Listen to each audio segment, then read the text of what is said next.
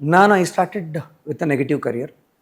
Negative ಅಂದರೆ ಆ negative positive ಅಲ್ಲ, ಫಿಲ್ಮ್ ಕರಿಯರ್, ಸೆಲ್ಯುಲಾಯ್ಡ್, ಸಿನಿಮಾ ಅಂದರೆ ಮ್ಯೂಸಿಕ್ ಈ ಕಡೆ ಇಡ್ತೀನಿ. ಈಗ ಸಿನಿಮಾಟೋಗ್ರಫಿ ಬಗ್ಗೆ ಮಾತಾಡಬೇಕು ಅಂತಂದರೆ ಆಗ ಒಂದು ಕಾಲದಲ್ಲಿ ಒಂದು ಶ್ರದ್ಧೆ ಇತ್ತು. ಈಗ ಒಂದು ಕ್ಯಾನ್ 400 ಫೀಟ್ ಬರ್ತಿತ್ತು. 400 ಫೀಟ್ ನೀವು ರನ್ ಮಾಡಬೇಕು, ಯಾವುದೋ ಕ್ಯಾಮ್ರಾದ ಮೇಲೆ ಇರಲಿ, ಅದು ಹ್ಯಾರಿ ಇರಲಿ ಅಥವಾ ಮಿಚ್ಚಲ್ ಕ್ಯಾಮ್ರಾ ಇರಲಿ, ಎನಿಥಿಂಗ್. ನನ್ನ ಜನ್ರೇಷನ್ಗಿಂತ ಹಿಂದಿನವ್ರದ್ದು ಇನ್ನೂ ಅಧ್ವಾನ ಸ್ಟೇಜು. ಅಲ್ಲಿ ಟ್ವಿನ್ ಲೆನ್ಸ್ ರಿಫ್ಲೆಕ್ಸ್ ಎಲ್ಲ ಇರ್ತಿತ್ತು. ಮಿಚ್ಚಲ್ ಕ್ಯಾಮ್ರಾಗಳು ನೀವು ಶೂಟ್ ಮಾಡುವಾಗ ಏನು ಲೆನ್ಸಲ್ಲಿ ನೋಡ್ತಿರೋ ಆ ಶೂಟ್ ಆಗಲ್ಲ. ಅದ್ರ ಕೆಳಗಡೆ ಒಂದು ಸ್ವಲ್ಪ ಕೆಳಗಡೆ ಇನ್ನೊಂದು ಲೆನ್ಸ್ ಇರ್ತಿತ್ತು, ಅದರಿಂದ ಶೂಟ್ ಆಗ್ತಿತ್ತು.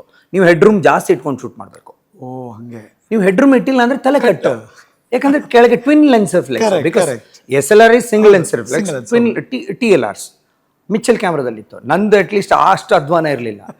ಆದರೂ ನಾವು ಏನು ನೋಡ್ತೀವಿ ಶೂಟ್ ಮಾಡ್ತಿದ್ವಿ. ಮಾನಿಟ್ರ್ ಇರಲಿಲ್ಲ.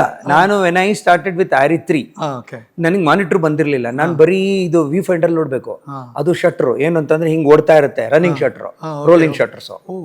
ನಿಮ್ಗೆ ಏನು ಆರ್ಟಿಸ್ಟ್ ಏನು ಕಾಣ್ತಾರೆ, ಈಗ ನಿಮ್ಮ ಕಣ್ಣಿಗೆ ಹಿಂಗೆ ಒಂದು ಪೇಪರ್, ನ್ಯೂಸ್ ಪೇಪರ್ ಹಿಂಗೆ ಮಾಡಿದ್ರೆ ಹೆಂಗಾಗುತ್ತೆ, ಆ ಥರ ಹಂಗೆ ಓಡುತ್ತೆ ಅಲ್ವಾ ಮಿರರಲ್ಲಿ. ಅಲ್ಲಿ ಜಡ್ಜ್ಮೆಂಟ್ ನೋಡ್ಬೇಕು ನೀವು. ಅದ್ರ ಮಧ್ಯದಲ್ಲಿ ನೀವು ಅವ್ರದ್ದು ಲೈಟಿಂಗು ನೋಡಬೇಕು, ಫ್ರೇಮು ನೋಡಬೇಕು, ಫೋಕಸ್ಸು ನೋಡಬೇಕು. ಆಗ ಒಂದು ಶ್ರದ್ಧೆ ಇರ್ತಿತ್ತು ಹರೀಶ್. ಏನಂತಂದರೆ ಕಷ್ಟ. ಈಗ ಯಾರೋ ಈಗ ರಾಜ್ಕುಮಾರ್ ಅವ್ರನ್ನ ಶೂಟ್ ಮಾಡ್ತಾ ಇದ್ದೀವಿ, ಕಷ್ಟಪಟ್ಟು ಬಂದಿರೋ ದೊಡ್ಡವರು, ಅಣ್ಣವರು. ಕ್ಯಾಮ್ರಾಮ್ಯಾನ್ಗೆ ಇಲ್ಲಿ ಫುಲ್ಲು ಮೀಟರ್ ಆಫ್ ಆಗಿಬಿಟ್ಟಿರುತ್ತೆ, ಬೆಂಗಳೂರು ಭಾಷೆಯಲ್ಲಿ ಹೇಳಬೇಕು ಅಂತ.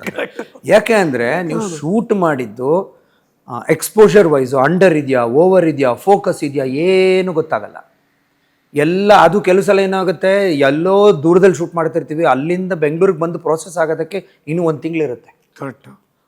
ಆ 1 ತಿಂಗಳು ಅವನ ನರಕ ಯಾತನೆ ಪಟ್ಟಿರ್ತಾನೆ ಕ್ಯಾಮ್ರಾಮ್ಯಾನು. ಯಾಕಂದರೆ ಡೈರೆಕ್ಟ್ರು ಟೆನ್ಷನ್ ಇರಲ್ಲ, ಯಾರಿಗೂ ಟೆನ್ಷನ್ ಇಲ್ಲ, ಆ್ಯಕ್ಟ್ರಿಗೂ ಟೆನ್ಷನ್ ಇಲ್ಲ. ಟೆನ್ಷನ್ ಬರೋದು ಕ್ಯಾಮ್ರಾಮ್ಯಾನಿಗೆ ಮಾತ್ರ.